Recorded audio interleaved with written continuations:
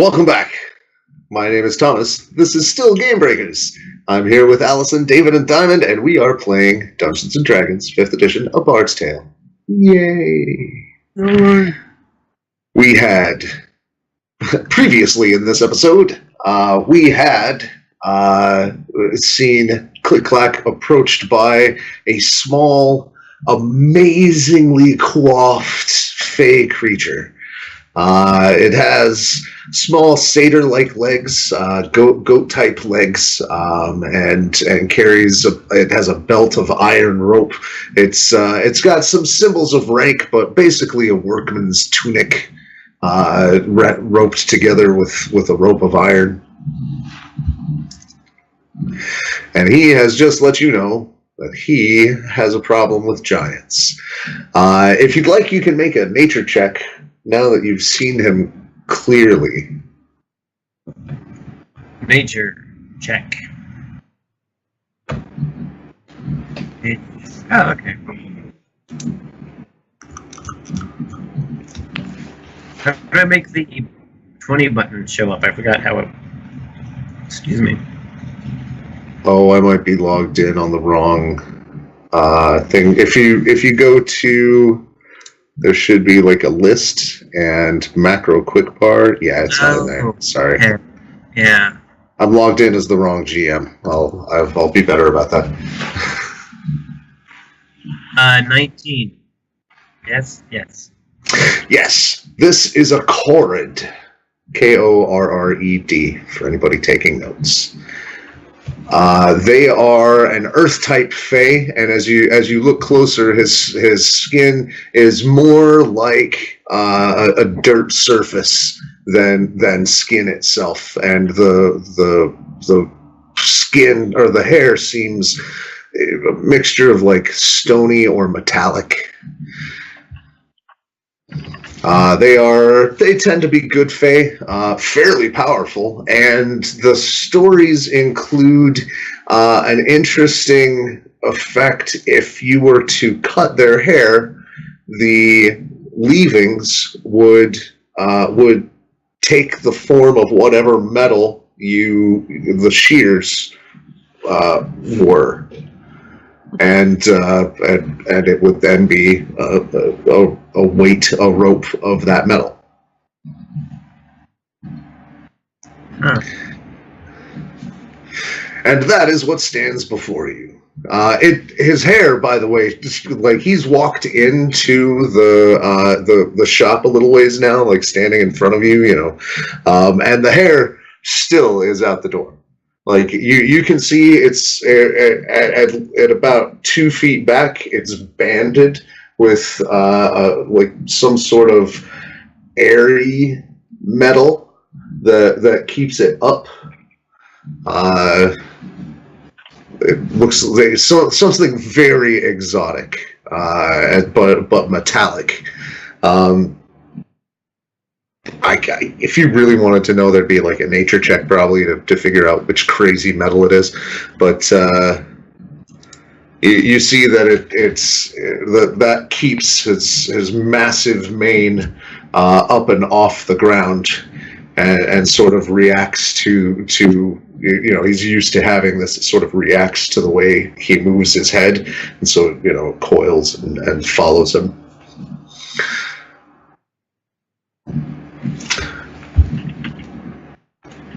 Well, I come to you as a Knight of the Vale with a problem. You see, a band of giants from the Broken Army that you did such a great job with has taken up in my mind to try and heal up. And me and my little band of workers, well, we rely on that for lots of things, but mostly we like to work, and it's what keeps us happy and cheerful and as humane and, well, frankly, seelie as we can be. And if the mine's cut off for too much longer, I worry that my work crews are going to start to get slothful. Once they get slothful, well, who knows what they'll turn into.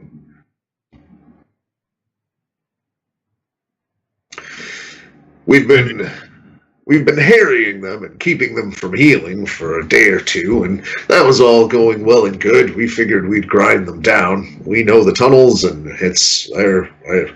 they may come from underground, but we live the ground.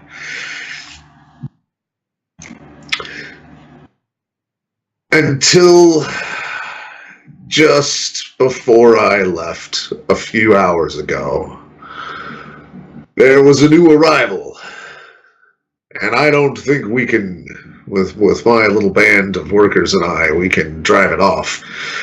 There's a gargantuan land shark taking root underneath my mine, and I can't handle that.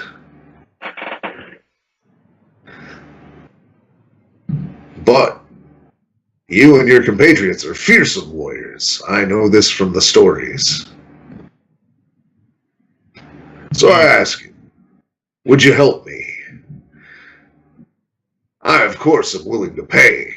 Equitable trade is deep in me. And he kind of like whips his hair forward and pulls out 2 sets of shears. What do you know about Corrid?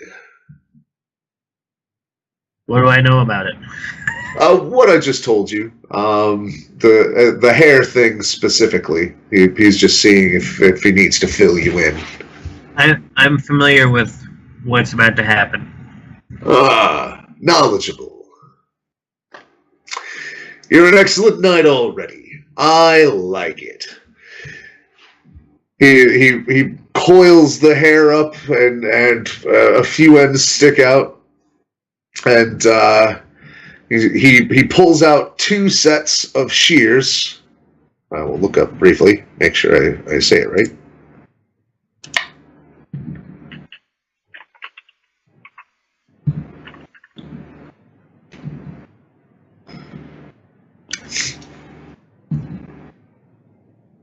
One of them is, it looks like pale green translucent glass, almost like bottle glass, but it holds an edge, and it holds an edge like a metal, not like a glass. The other one is made of silver, but just like you see it soaking up sun and emitting a glow, like it's soaking in and charging up with sunlight. Your nature's good enough. These 2 metals are very, very rare planar metals. One of them is called sun silver, and the other one is gwydrine. Of course it is.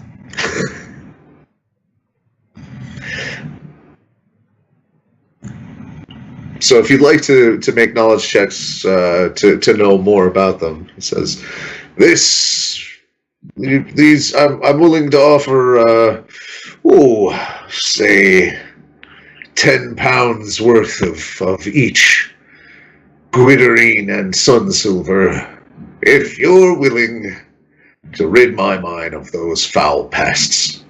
You have a deal. Oh, that fast. Don't need to talk to the... Okay.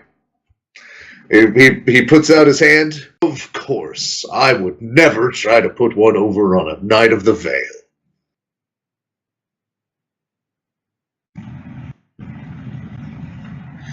I was fine until he said that.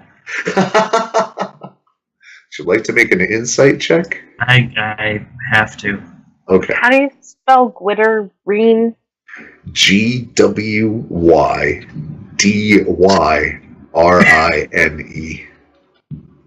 Thank you. 21 insight, which is amazingly good for him. It really is. And in the back of your head, as you're doing it, you can start to hear passages of the book in the professor's voice, pointing out like, and the eye twitch there, and a little hint of a smile there. It seems perfectly honest. He actively admires you and wants your help.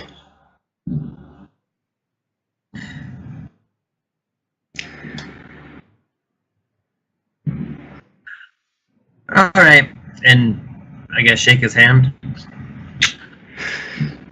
Which do you want first? Half up front, half when the deal's done. And he holds up the 2 sets of scissors. As good an idea as any. Which would you like first? And he parts out 2 strands of hair. The sun stuff. All right, the sun silver. Sun silver. He measures out a rope of hair and clips it with the shears, and sure enough, the rope immediately takes on the just like almost blinding aura of the silver, and he, like, in his hand, he holds it, and it sort of coils itself up and moves towards you, and he says, "Is there any base shape you'd like me to put it in before, it stays in raw form? I can't really, do anything complicated, but straight, curled up, kind of flat-like, I don't know. Depends on what you're going to make, right?" A pliable coil. Coil, got it. And it sort of like narrows itself and goes into a slightly thinner gauge and just coils itself up and spools itself nicely and wraps itself in a bow, and he hands it over. It's a 10-pound spool. Like it's a big. Lovelace just takes it and drops it in the bag. Okay. Do you want a nature check for any of the properties of that there sun silver? I figured we would do that later. Okay. Yep. I don't need to know yet. All right. And there's more cinematic things to do. Indeed. Is the rest of the party in headset range? Or do I have to go get them? Yes. Struana, your headset was included, right? Yeah, everybody's still in range. I've been hired to kill giants and a land shark. Do you want to come?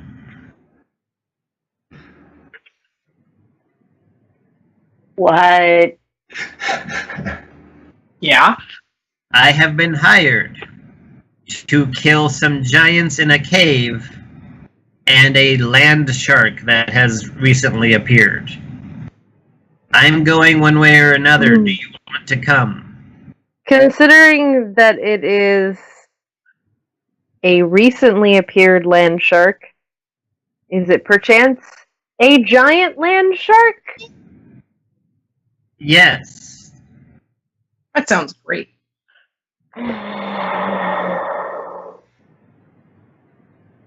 If I'm anywhere near alcohol, I'm drinking. You are. You're in the bar, probably in a private room with the. You said you wanted to be checking out the cauldron. Yes. The instructions are written on the rim and the inside. It doesn't take much to figure that out. I am taking multiple thorough drinks. I'm leaving them unseen for a minute,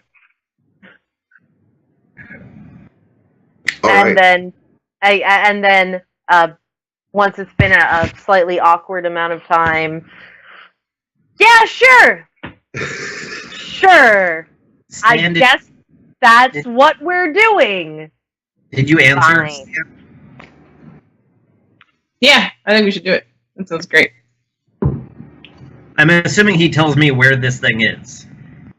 Oh, I'll lead you back to it. The trail's pretty easy. The Feywild shouldn't fight you much. All right. Meet me outside. Oh, we're going right now. Well, Yes. I just got off the road. You mind if I grab a drink while you and your friends saddle up? Drink fast. So can I just say I typed the name of the metal into Google and how to pronounce it, and it said it did not match any documents. Nope. Google doesn't know how to pronounce it either. Just saying. I took the Welsh word for glass and slapped "een" at the end.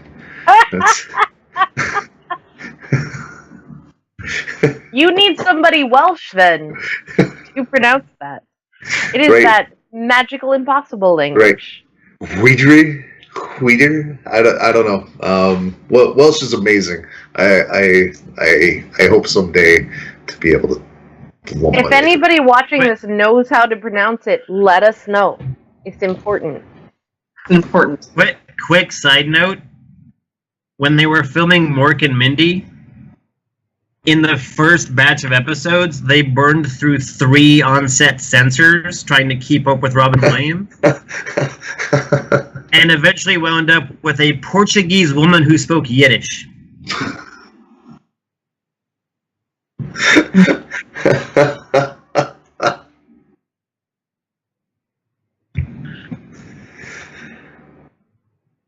So that's what you get. That's awesome. So, I know that ClickClack is trying to leave right now, but it's like, I need a minute to get my things in order. Okay? And as you're saying that, there's a knock on your door. It's sort of insistent. Not me. That, like, just a minute. You open the door, and there is... I cracked the door with my foot on it. So, a very, very strange-looking old woman it appears before you. You can throw me down an Arcana or Nature check, but as soon as you open the door, she is very, very tall, by the way, about 8 feet tall. She's like hunched down and like looks over you and sees the cauldron. She's like, "Oh, it's true! Oh, thank you!" 19. Arcana. This creature shows signs of being both a hag and a nymph. So imagine a really, really, really old woman who at this point is like mid facelift transformation to look maybe 50. Did you ever see the movie Beastmaster? Yes, I did. There's that in that. Yeah, it's like and like the body shape. Like, hello. Yeah.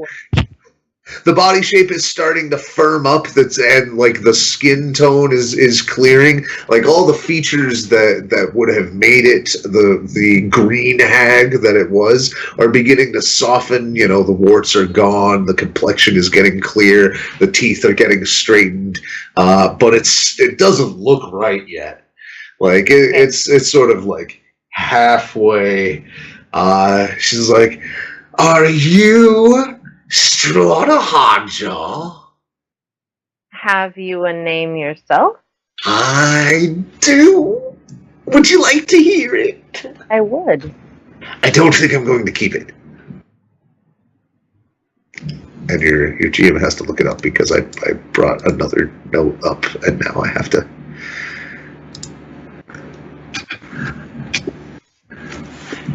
I don't think I'm going to keep it. But for now, I am still Sister Mary Witherbottom. But I'd like to be something else. And I think you could help. You see, you have my sister's cauldron. It's right there behind you. We were in a coven together. Could I introduce you to my other sister? I go ahead and open the door. And like, So I'll have to get back to you about the giant thing for just a minute because apparently I have a hag thing. So she goes down the hall a little bit, and in like no longer like a half sweet voice, it's just like, "Babes, babes, you get out here right now! I found out." And you, Stan, are out there with Trella, and you see one of the people who was standing in line or sitting, sort of like had taken a number to talk with Trella. Just like snaps right up and runs over that direction. Also, similar description, like just horrific looking. But looks like she's starting to like firm up into some of the firmer places and get like half transitioned a little into something nymph like. You don't necessarily recognize the hag type. I really want some gifts of the Beastmaster of these things. Totally the image that's stuck in my head. I did not watch this many times as a child. That isn't a thing that happened in my life. Yeah, neither did I. And I didn't cry when Kodo went down. No! I watched the TV show. Me too. I really wanted that weapon. The mace blade that connected and disconnected. I still want one. I only watched the movie, and I was mostly a fan of the Joes. The stick. Hitting people with sticks. Anyway. So this is who quickly joins the other hag nymph at your door. Hag nymph. Nymphag? No. Nope. Can't tableau it that way. Nope. Nope. That goes on the editing room floor. Send all letters to. Right. Put your hate in the comments. It ups my engagement. Thanks. Nope. Hag nymph it is. I did not think that one through. So those two are right in front of you. They're showing a lot more skin in their dress than is generally traditional for hags as well. Yeah. Right. Hag flesh. I mean, yeah. There's a whole category of that on the internet. So, but there they are. Right in front of you, and both looking delighted at the discovery of, looking right past you at the cauldron. All right, so I'm turning on hostess and come in, have a seat, tell me what's happening. Have you got any tea? Oh my god. Probably. Great. Oh, I don't know about this. Do you have any better tea? Stop it. I'm sorry. My sister is having a very hard time minding her manners. Yes. Recently become aggrieved, you see. We lost our sister. Auntie Matilda Gristlecombs. And a little, extra salty tear withers down her cheek. Just like it's hopping from crag to crag on the wrinkles and sliding down some of the weirdly smooth spots. The tear doesn't look like it's enjoying the trip. We had hoped to find her cauldron, and you've got it. We wish to create a spring at her lair. In order to purify and make beautiful the land around it. We spent so much time fouling it and, torturing its denizens and, none of us did anything as bad as Auntie Gristlecombs. I'm sorry. Granny Gristlecombs, it matters to hags. Now she would ride nightmares and steal souls and In any case, we came to ask if anyone had seen such a thing, and I happened to hear. Well, I may have used a little bit of magic to find it, but here we are. We don't really want it back per se, but we must use something strong like that to begin to fuel the spring and get everything rolling. So we'd like to use it for that, but there's another problem. Yes, a problem. Yes, a problem. And in unison, a problem. I feel like I'm just doing this whole conversation just with my face. Like, yeah. Bristlegums is only mostly dead. You see, her ghost is now haunting her lair, which is the central location, fouling really everything around. I mean, we've both got our little places that we've done some things, but this place is just a blight on the land, and we'd like some help getting in and beginning the process of changing it. We have an opportunity here, and I'm sick of being ugly, inside and out. I'd like to feel good about myself without having to trick people out of their happiness and their joy. I'd like to make some joy for myself. And the other one's just like, yes, I'm in it for the body. In what way are you specifically in it for the body? Oh, well, I'm going to be a nymph. I don't know if you... I will be desired rather than having to... The way that was phrased, I thought they meant they were in it for the dead hag's body. Nope. That is what I was trying to... For you. It's only going to get better from here, and she shakes her hips. Ask that question. I just assume that Struana understood the context and is better at this than I am.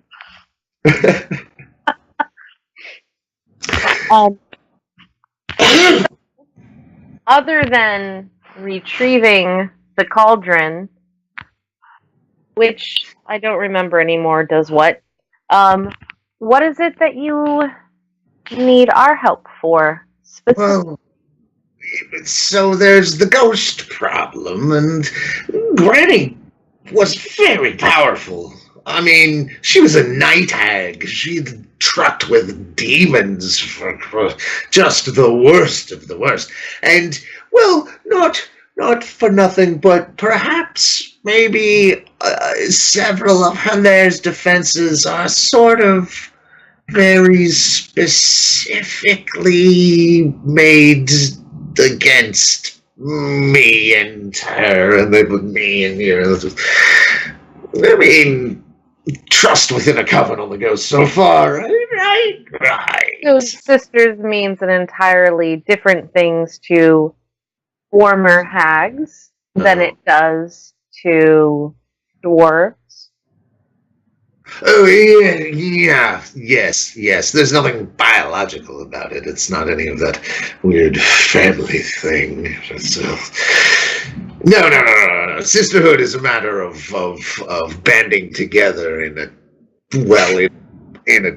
a bid for more power, and usually there's some vying between, and maybe we had attempted to occasionally all kill each other once or twice, or send adventurers one way or the other.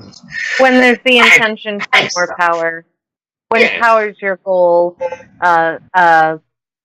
and you're all sharing a piece of the pie, if somebody's gone, you each get a larger piece of the pie. What is we didn't share much besides some of our we can pool. It doesn't matter. We won't be able to do it anymore. But well, let's just say that any time Granny got something shiny, one of us noticed it on the shelf. But are you continuing? I mean, that's part of the question. Are you continuing to be sisters in this way and fight each other for a larger slice? Well, we won't. There's... Auntie, can you handle... Yes, this is Auntie Mame territory. So listen up, strap in, kid. There's some fairy lore coming at you. Here's how it works. What you are here is intrinsic. That means it's part of you. But you won a war over a domain, and so everything's up in the air, and if we want to change, we can. So we do. But it means that we are no longer intrinsically the thing we are. If I'm going to become a nymph, I will be a nymph. I may not even remember most of my hag life, and that's just fine. And some core elements of me will stay the same. My lusty demeanor, perhaps, but that's expected of a nymph. And perhaps, we'll know where some of our shinier treasures are, and we'll use those the way nymphs would use them, not the way hags would use them. And we certainly won't have any of our haggy tricks. No, but we'll have the nymph's beauty, and I'll take it. But to do that, we need some kind of water source to steward. That's part of the gig. If we don't act like nymphs and do the things nymphs do, we can't really get into it, you know? Generally speaking, a bigger fan of nymphs than I am of hags. No offense intended, but only one of them has tried to kill me.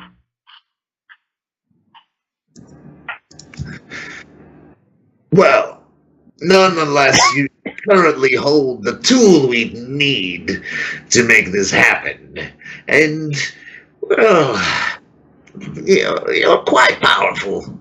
And we are in a diminished state. I mean, I can remember many of my trickier secrets, but if I pull them out too much, and I mean, it's very tempting to go back, you know? We have the tool you need as well as the skills that you need to achieve your transformation. Did I tell you she had a way with words? I know, I saw it from the window, and you're fantastic, by the way. Just exactly the right way to put it. My compatriots and I are typically interested in bringing more joy to whichever plane we happen to be on rather than suffering. Do you have a timeline of importance? No. I mean, the sooner would probably make it easier, but, I mean, one of my compatriots has conscripted us to a battle with giants that I hope will not be terribly long. Ooh. And because they are going to that, I'm also going to that, so that has to happen first. Understood. They will go whether or not I decide to go, and so me going makes sure they survive. Well, we're very much used to making deals. And if it sweetens the pot and maybe skips us the line ahead of some of these lesser fae, we could offer something.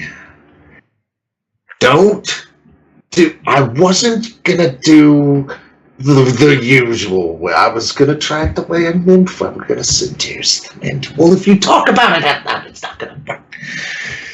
I'm sorry. What I meant to say was, I'd like to offer you something. Oh, we're skilled potion makers, outside of our usefulness, and one thing we've discovered is adventure-y types almost always need 3 or 4 flasks a day. And if we had Granny Gristlegum's equipment and had properly cleansed the area, we we could put out some potions for you. Do you see what I did there? I did. Don't call it. Okay, sorry.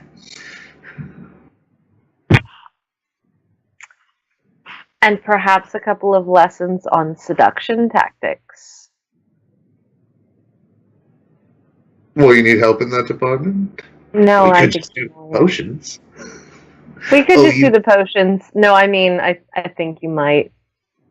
Oh, well, you know what? We'll grow into it. See, we don't need skill. We need intrinsic become. Exactly. Once we are the thing, we will be the thing. You see that a lot around here. I hear you. Exit for a moment. Let me discuss this with my compatriots. Excellent. If there's anything you need to know about that cauldron, I've used it a time or two. And she and her sister walk out. So back on the phone. Are you ready yet? I really want to be ready yet. It's all right. So I just got sort of semi-ambushed by a pile of hags. Not hags. They're turning into nymphs. All the hags are turning into nymphs. But you remember the hag camp full of balloon beholders, where we got the cauldron from? Why would I forget that? I wish you could see my face sometimes. Anyway. They are the sisters of that hag. It was giant loot. It was giant loot? Yeah. Oh, I'm sorry. I thought that we found it in that. Anyway. Nope, that's all. So this belongs to these sisters of this hag, and they want to become nymphs, and they need a spring. But we would need to kill a ghost. And they would be really happy to make us sounds like a significant amount of potions for that, and do not have a specific timeline. So is there a chance I can tell them, yeah, we'll totally do that after we kill a bunch of giants and a giant land shark?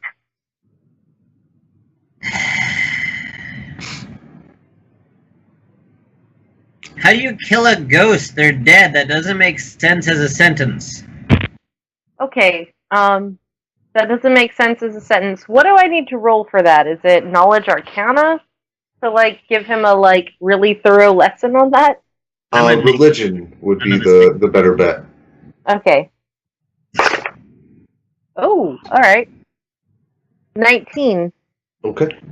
Good die. Often, so with the more incidental ghosts, that are just like here trapped in like for some reason, you can just do the thing to free them, like, you know, right the wrong, tell the family member, bring the ring to the brother. You know, there's a lot of common stories like that.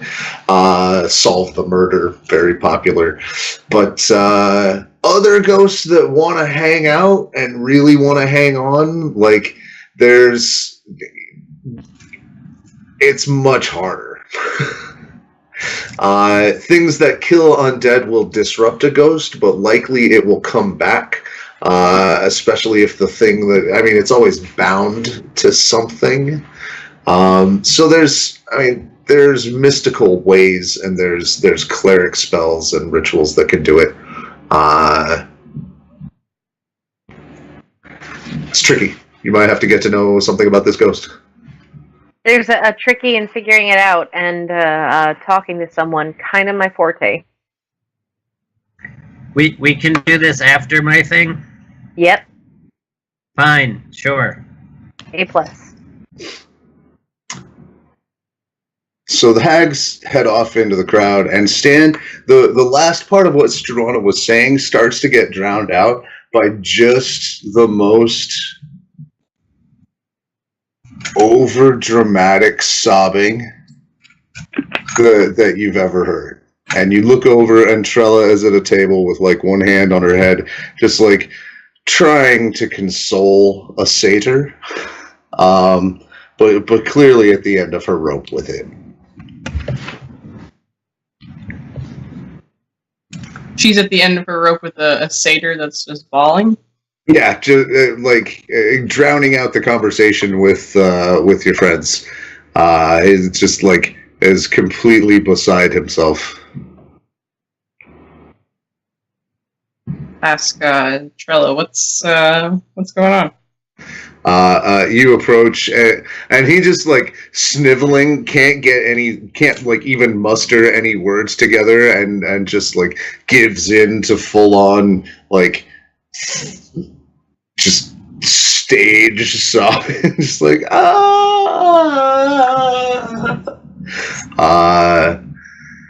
and Trella just goes over, leans into you so that you can hear, and says he's lost his favorite pipes, and he just can't go on without them. And I'm trying to be understanding, but I really want to just punt him through the bar. So thanks for just listening to me right now, because I have to be the kind authority, but I kind of want to fold him into a ball and bounce him through a hoop. Thanks. Okay, I'm better. Thanks. I'm glad. And she just pats your arm. How are you? You good? Good. I'm good. What's your satyr friend's name? Hathaway. Hathaway. Where did you lose your pipes? He looks at you, just big old massive wet tears in his eyes gathering up to drop again, and just snivels out and tries to blubber something and just fails and puts his head on the desk and starts crying. So the best I can get is that he lost them in a giant attack, had to run for his life, couldn't go back and get them. The giants that looted them seem to have been caught in the Shimmerling problem. Has anybody come to you about that? No. So Shimmerlings are little and vicious and really stupid alone. But when you get them all together, they get to be dangerous. And when you get more of them together, they get to be really dangerous. And when all of them that didn't want to turn Sealy flee out to the borders and all join up together, well, then we get a mega swarm, and that's a problem. I mean, that's much harder to deal with. So be careful if you're going out on any treks. I saw you in conversation with your friends. I assume you've gotten some asks. Yes. Good. Hero's calling awaits. Well, if there's anything I can help you with, let me know. I am duty bound to support my knights errant, and I want to see you come home safe. Stan plants one on her and the whole bar full of supplicants is woo! Just high school style little pixies. So really high pitched. Yeah. Woo! Ow. Got him. Definitely not a teenager anymore. I was trying for your benefit. Right. I won't blast your headphones with. But yeah, it's a minor scene in the lunchroom, and then you're off.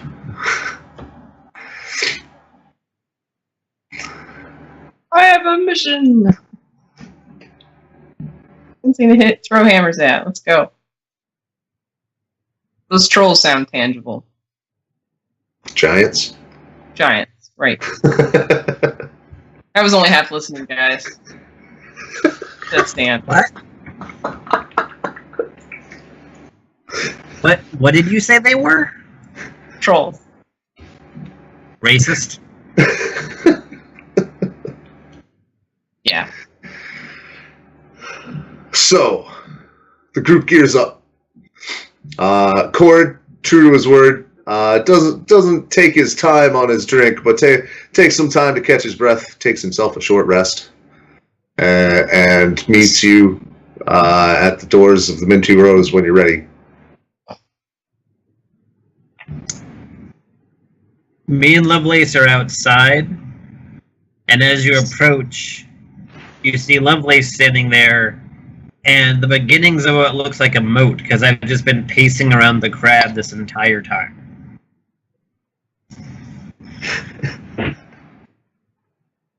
I'm gonna use Bornor's shield. Right? Wasn't it the shield? Yeah.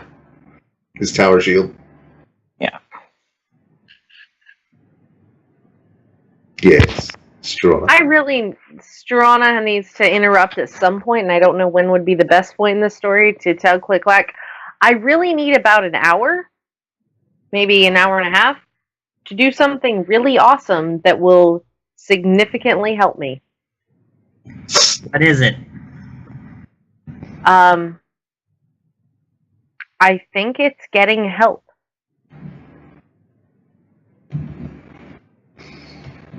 Less vague, please. I don't have less vague until I finish it. It's, What is this? Something it out of character? Is this knowledge you've acquired, or like is it something you can show me? it's knowledge I've acquired.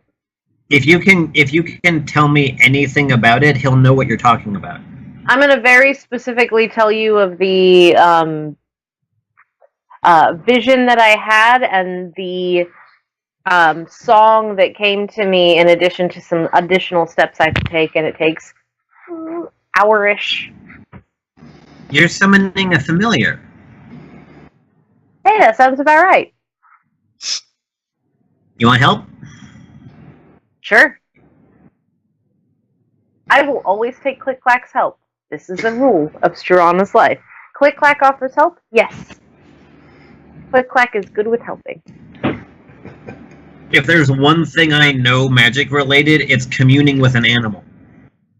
I don't know if this could be an animal, but let's find out.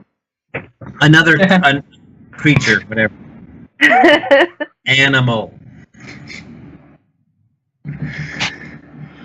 So Struana takes the time. Stan, what do you do for an hour?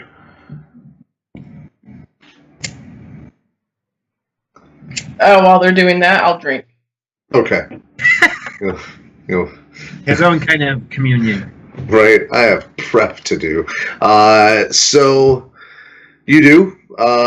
So Struana, what are the actual material components for Find Familiar? You know, I literally just had it open.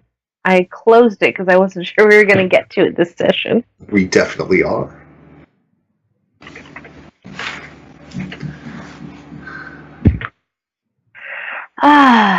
Material components are loading, apparently. Come on, guy. Don't be that guy. There we go.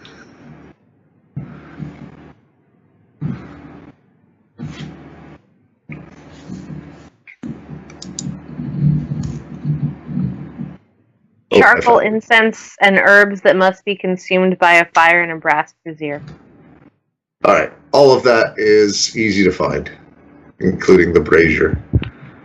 Sorry, brazier? It's cool. I think if you did it in a brazier, it would also work. I'd count it. Due to a slight mistranslation 3,000 years ago, it's all that's gonna summon is a 70s feminist.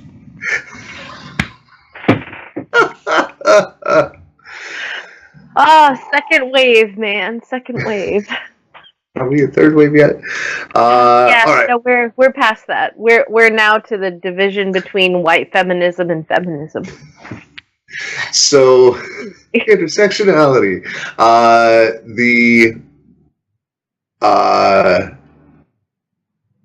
The herbs that you have to get are available to you. They're not kept in the kitchen though. They are kept in order to kill rats and like get rid of cockroaches. Like it's poison. There's some additional. There's cat's tail, and there is rattlesnake grass. Okay. All right. So it all gets consumed, and the smoke from it starts like there's a big puff of it, and then it goes back down and holds in tight over the brazier, and a little coil of it comes out, and it starts like snaking down out of the brazier and around, down, onto the floor between your legs, under the crab, and as it goes, it starts to illuminate little footsteps. Like you can see, like ringed in smoke for just a moment, are little steps, are little footprints. Two wider and two closer.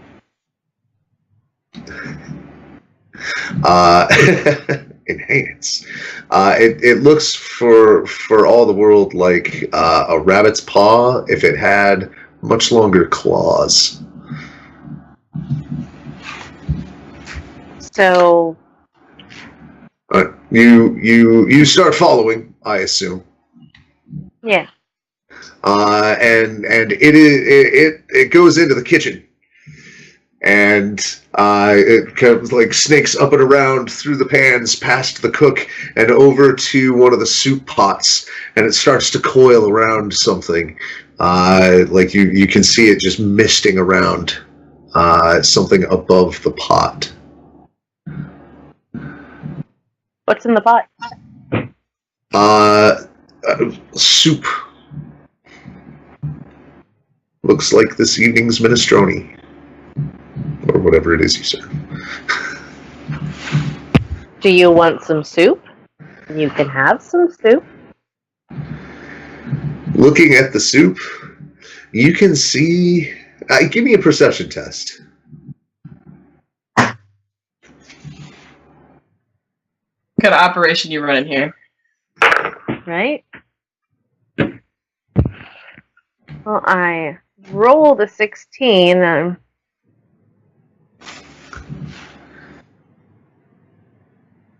That's a 22. So you're looking down at it, and you realize, like, that's not an olive, and that's not an olive, and that's kind of an extra ammonia scent for soup. And you look up, and you see, like, the smoke has illuminated just like this elongated, bunny-like monstrosity that is currently invisible, but now you can see it. And you can see it first through your witchy eye, and then it materializes normally in your other, and it's in the process of pooping in the soup, and it looks over you and it's like, oh, caught me finally. When it smiles, it's like the smile goes all the way back. Like a horse with really sharp teeth. And it's all teeth. Like it starts with a little like bunny-like mouth and then goes. But it looks happy to see you. Now I'm not going to be able to hold it for the whole time because I know my voice is going to go out. But it has like creepy baby echo voice. Okay. I'm picturing American McGee, Cheshire Cat, but a rabbit. It's a good one. Thinner. Good. Same idea, but instead of that really wide face, a really long face. So it's more like a horse with teeth, with that like.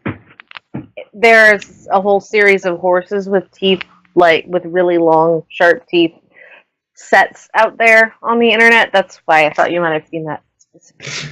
Sounds adorable. It's vaguely vulpine. Like it's not a rabbit by any stretch of the imagination. It has thumbs. It's got long, vicious-looking claws. The crests back, like, they look ear-like, but you can see they've got bony, spiny protrusions coming out of the skin, and I mean, it's vaguely reminiscent of horns. It's got kind of like the very black, downy coat that's so black it's like blue and purple highlights in places. Time to add my buddy here. And it seems friendly. You caught me. Lucky you. It sent me to find you. I found you first. Aren't you lucky?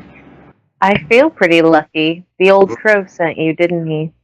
Oh, you're smart already. Maybe I won't tell you all my secrets. How about your name?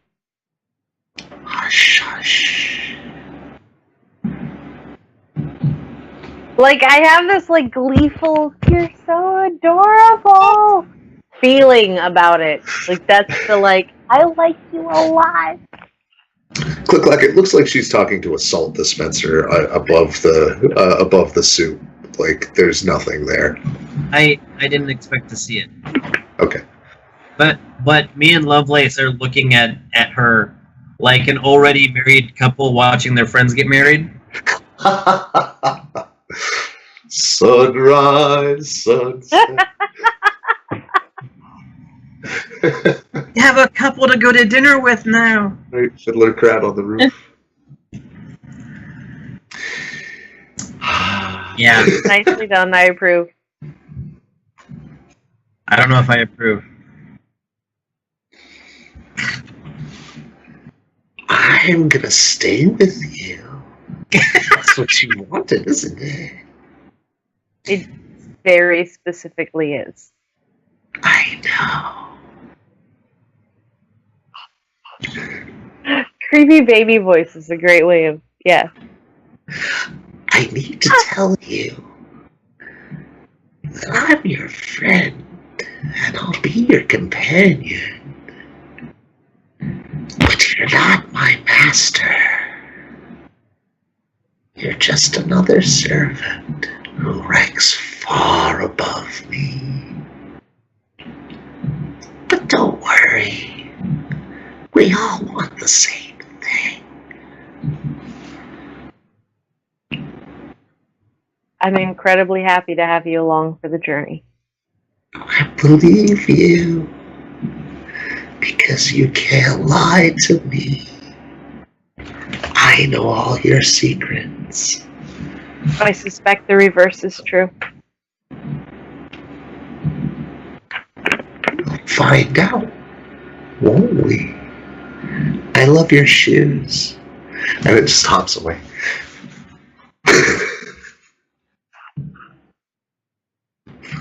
So we have a with the data, the out of character speaking, we have a mental connection for Yes. a chunk of this. Now this has happened within 100 meters. Yeah, you're like within a mile actually, with because it's a modified quasit, and quasits have a special find familiar thing, or be Okay. familiar. And they're yeah, you can sense what it senses as long as you're within a mile, All right. and you get its magic resistance trait if it's within 10 feet.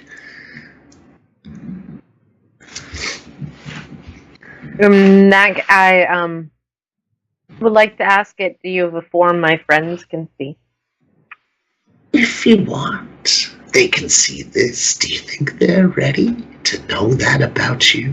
That this is what you call I know what I am. I think that Click Clack Buddy. it. A nice, soft, cuddly bunny.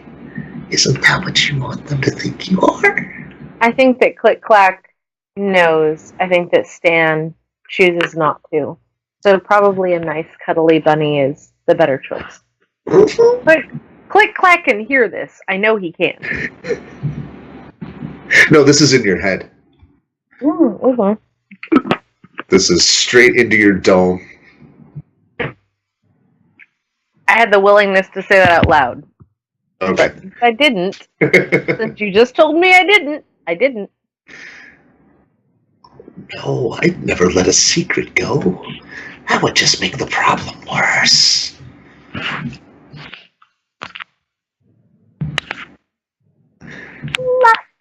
So you see,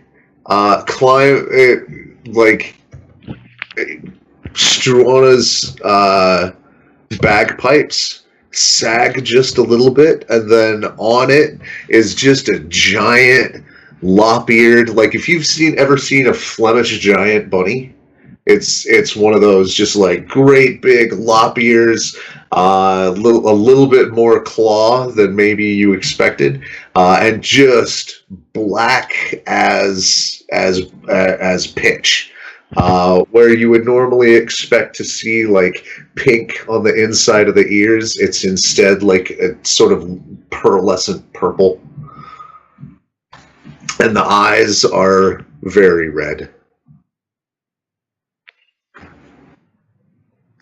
And it just like very cutely like pulls up his paws and does like a little please to me. Click Clack, meet Hush Hush. What was the name? Hush Hush.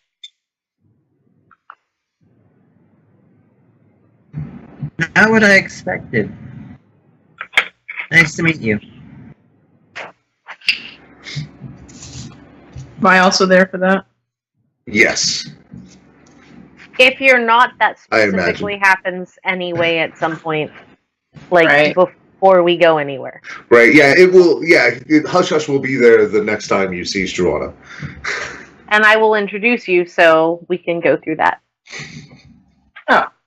Yeah. That's new. Aren't they cute? It does look cute. It's just like big eyes and like little bunny, cute little bunny face. Cute little bunny face that like they smile and it looks like fangs for just a second, Right. but then it's just teeth. Just And little bunny it teeth. definitely bats its eyelashes at you. Can I pet it? You might have to ask them. It will lean right into it.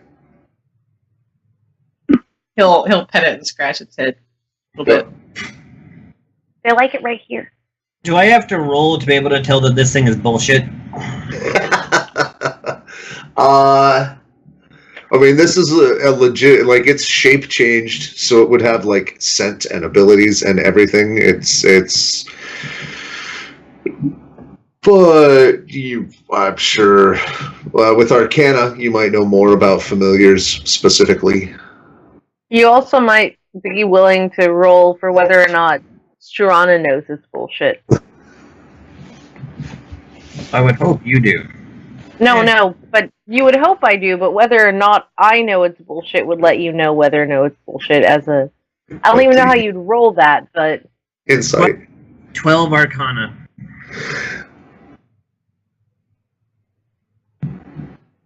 So there's usually a very small range of things that are normally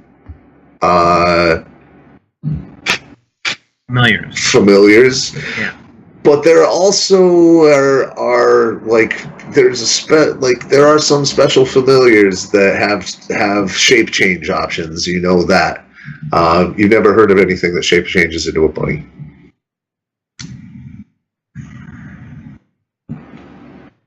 I almost say something to Struana, but decide against it.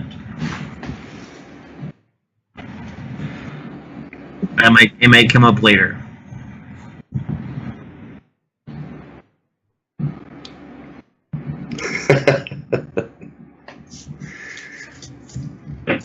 Are you ready now?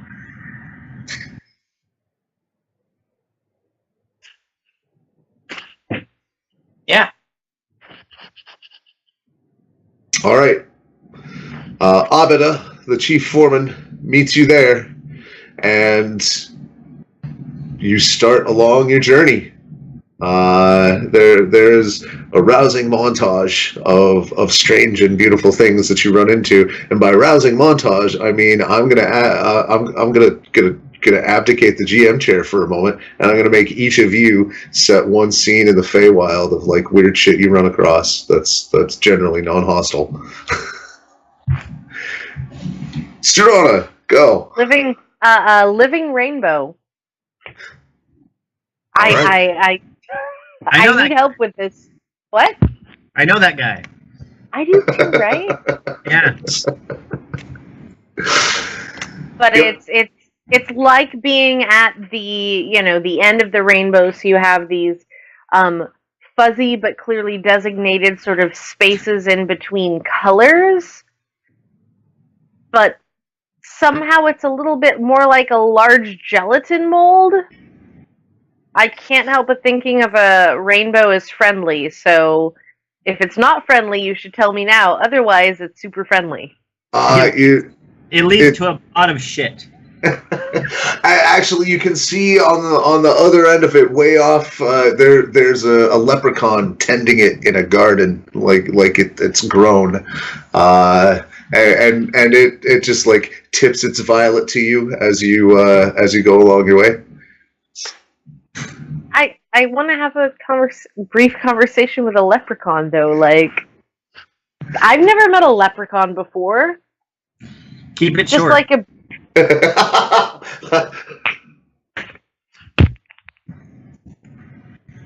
brief, friendly chat with a leprechaun about how your day is going, how you're growing your rainbow, how do you water it, and what's your name, probably. Yeah, it's a lovely chat. What is his name? What's the name it gives you, or her? Are they lady leprechauns? I don't know how. Gender's weird with fairies. They works. Just they it. I can't think of the name of a leprechaun, but Okay. I'm sorry. It's Not even a fun one? Well, then he gives you one that's clearly fake. Patio furniture. my brain was saying sandblaster. That is not a Why didn't you say that? leprechaun name. I go right to like a punk leprechaun. Like his parents are humiliated. Well, there we go. That's now what's happening. That's your next character. Only if I die in the Feywild.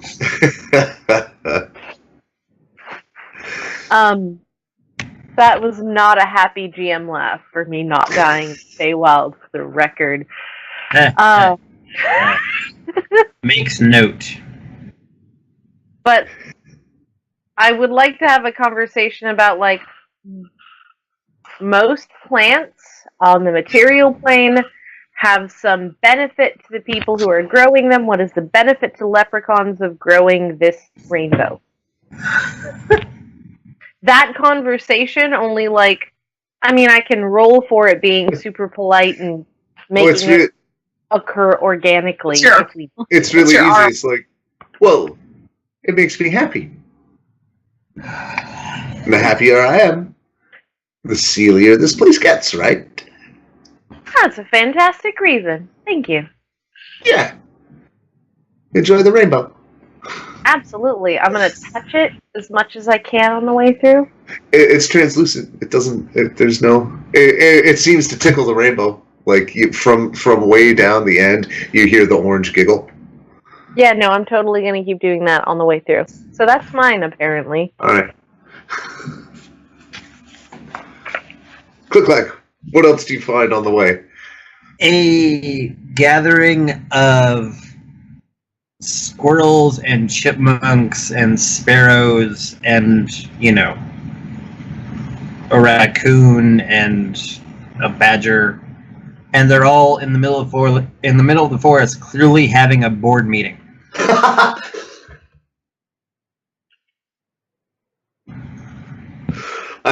I imagine Beaver is the one like chairing it and calling the agenda. Like really. The beaver is asleep in his chair. The sparrow is giving a presentation, and clearly the raccoon is in charge.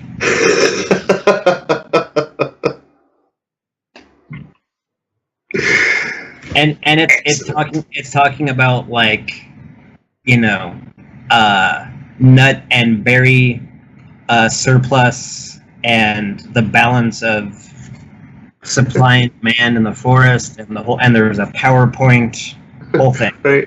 So as you can see, there's a clear arbitrage trade between the East End and can we help you? Everybody, be cool. See, in my head, they like saw us and did not give two shits and just kept on with the thing. All right. But right, they freeze for just a second, see that it's you, and just move along. There's no time to scurry. They have business to discuss. The next quarter's going to be on them before they know it. They got a lot of shit to get to handle. This is like a local agency board meeting. Exactly. They slack off. Corporate's going to be on their ass. Those nuts aren't going to collect themselves, except when they do. And we're working on that in R&D, but that's next week's agenda. All right, Stan, what else do you guys see on the way to the Kored mine? So we pass by these fields of singing flowers, and there's a flower shop that sells them in harmonious bouquets. I love it.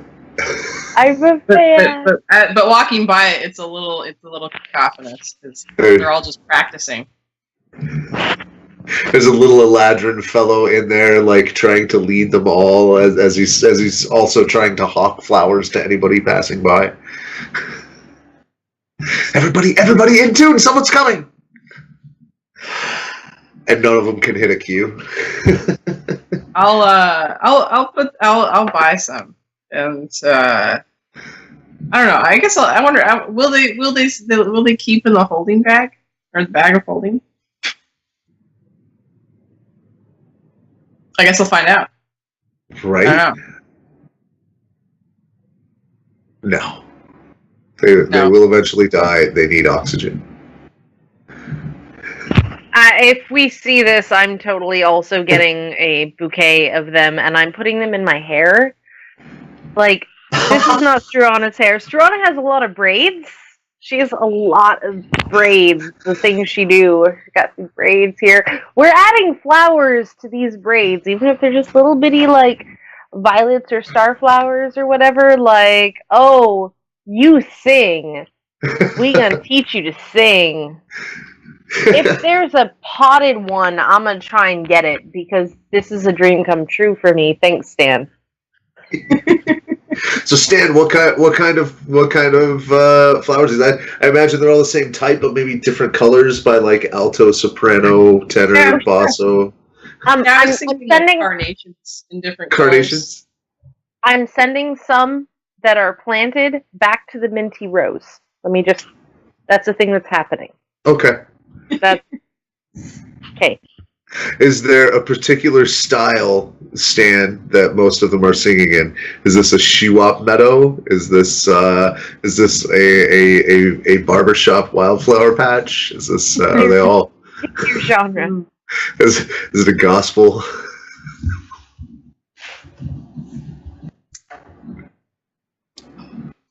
Baroque fugue? Baroque fugue. Yeah. Urban polka. Shanties! I was thinking shanties, honestly. All right. Drunk wildflowers, shanties. My day has been made. It's 11:41 p.m. and my day has been made.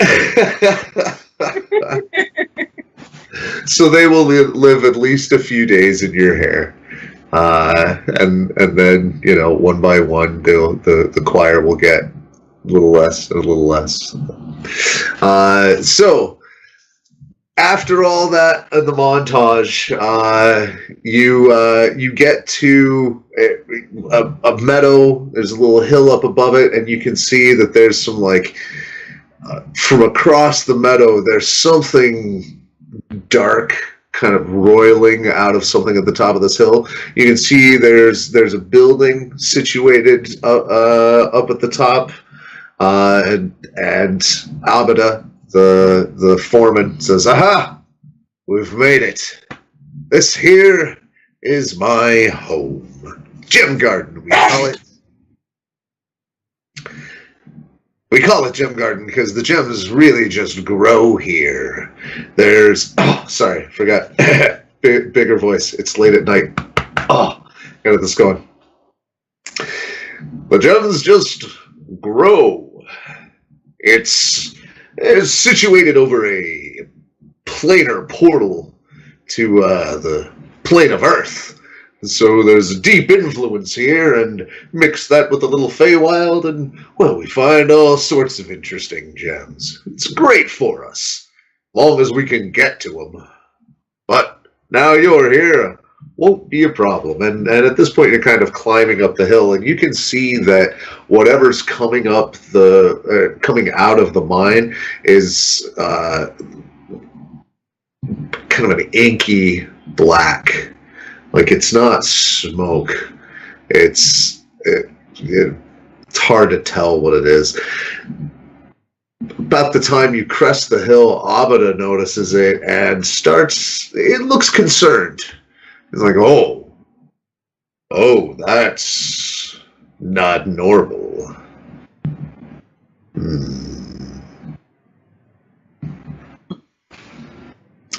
As you approach the building, it's just one building for the whole thing. You see that there's one crane over above just 40-foot or so hole in the ground.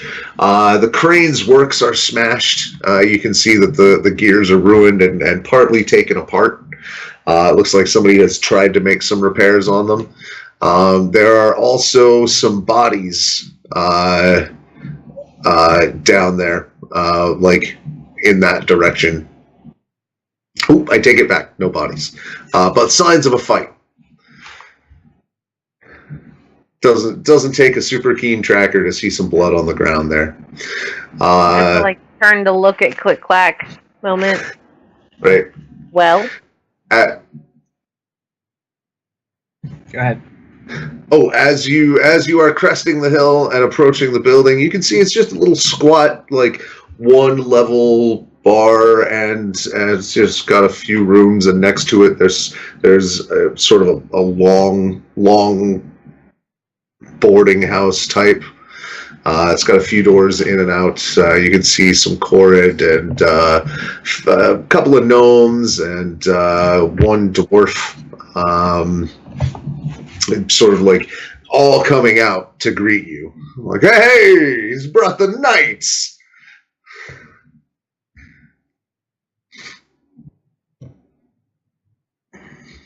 Hello. Everyone, help is here. And the crowd, like, you expected them to be a little more cheerful, but they got kind of hushed and quiet. And the dwarf steps up and he says, well, Foreman, we have a new problem. There's something else in the mine. After you left, we kept harrying the giants and that bullet, but after a little while, there was just a flood of creatures that came out of there. Not giants. Not anything any of us have ever seen. We're okay. I mean, they were all little, but they were gibbering madness, and we're all kind of a little shook up. We're really glad you're here, especially you, Abid. We kind of didn't know what to do while you were gone. Were they fleeing or attacking? Oh, they were coming at us. We were trying to get the crane repaired, so maybe we could take some kind of. Yeah, we were thinking hot oils, or we were gonna get creative with it. But while we were preparing with it, the whole flood of these things just came up. It was an assault, not an exodus. Yeah, they were coming for us. Okay. And ever since just before they came up, that kind of inky stuff's been coming up out of the mine. I don't like it. I don't know what it is. It doesn't smell like anything. You can't touch it, or it's just there.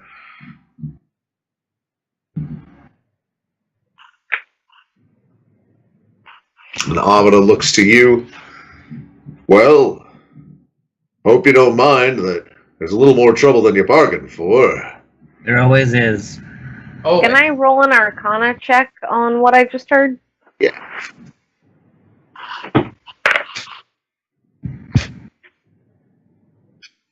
20. 20. So, as you start thinking about it, the dwarf shows up and like kind of commiserates with you, and it's like, look, we kept some of the bodies in case you know what they might be. It might help you. Interested, yes. And that will give you advantage on that roll. Well, all right. That's 22 then. Okay. I got a little bit better. A little bit. So this creature is not from any world or sane imagining that you've ever heard of.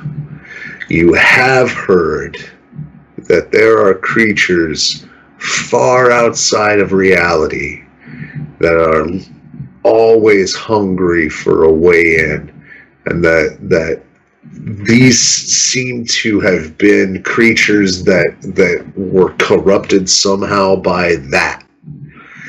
But that's as specific as that gets. I will explain that in its essentials to my companions.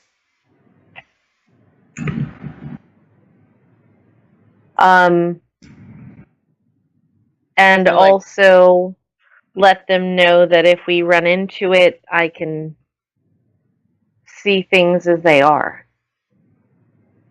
Or gesture at, like,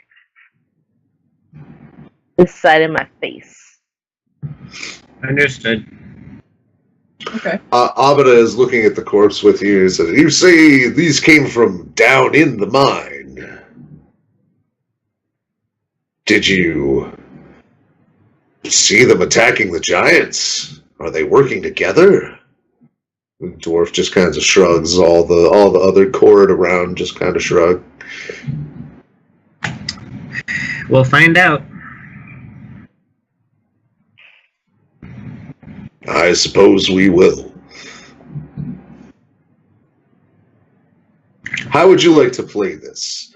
And he clears off one of the tables and pulls out a map of the mine.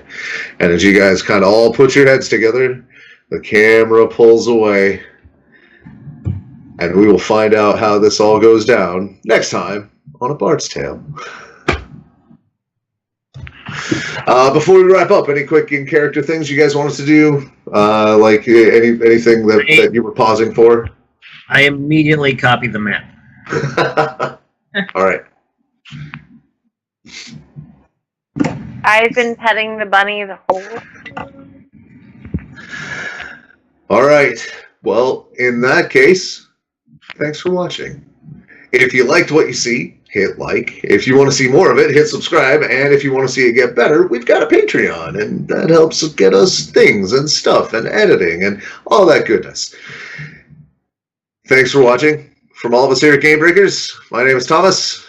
This is GameBreakers. Wait, a Bard's Tale. Wait, Your names. Your names. I'll Diamond. David. I mean, most of the time. Have a good game.